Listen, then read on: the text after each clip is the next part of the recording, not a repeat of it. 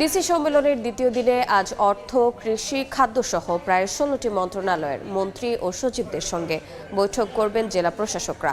বিস্তারিত জানাতে রাজধানীর ওসমানী স্মৃতি মিলনায়তন থেকে সরাসরি যুক্ত হচ্ছেন সহকর্মী প্রসূন আশিস। যাচ্ছি তার কাছে। প্রসূন, দেখুন, প্রতি বছরের মতো এবারও কিন্তু 4 দিনব্যাপী জেলা প্রশাসক সম্মেলন শুরু হয়েছে।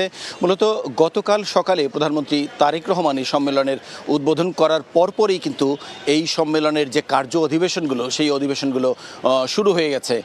মূলত আমি যদি একটু বলতে চাই যে এই সম্মেলনে যতগুলো মন্ত্রণালয় আছে, যতগুলো দপ্তর আছে, এই সব মন্ত্রণালয়ের বিভিন্ন কার্যক্রম সম্পর্কে গ্রামের মানুষের এবং সারা দেশের নাগরিকদের যে প্রত্যাশা থাকে এবং তাদের যে চাওয়া পাওয়াগুলো থাকে, তারই ভিত্তিতে জেলা প্রশাসকরা তারা কিন্তু বিভিন্ন প্রস্তাব দেয়। সেই প্রস্তাবনার আলোকেই এই মূলত বিভিন্ন কার্য অধিবেশনে আলোচনা হয়। এর পাশাপাশি সরকারের যে নির্বাচনী ইশতেহার থাকে, সেই ইশতেহার বাস্তবায়নের জন্য মূলত বিভিন্ন দিক নির্দেশনা দিয়ে থাকেন নীতি নির্ধারকরা, মন্ত্রীরা এবং সচিবরা।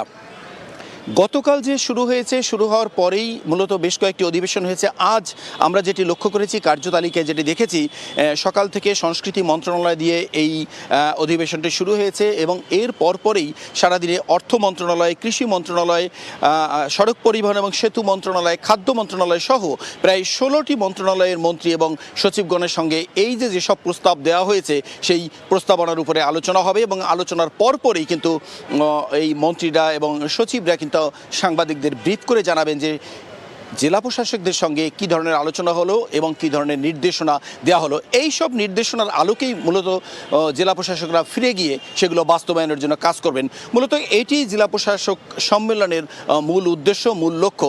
আর আজকেই এই 16টি মন্ত্রণালয়ের সঙ্গে আলোচনার শেষে সন্ধ্যা 7টার সময় জাতীয় সংসদ ভবনে স্পিকারের সঙ্গেও দেখা করবেন জেলা প্রশাসকরা।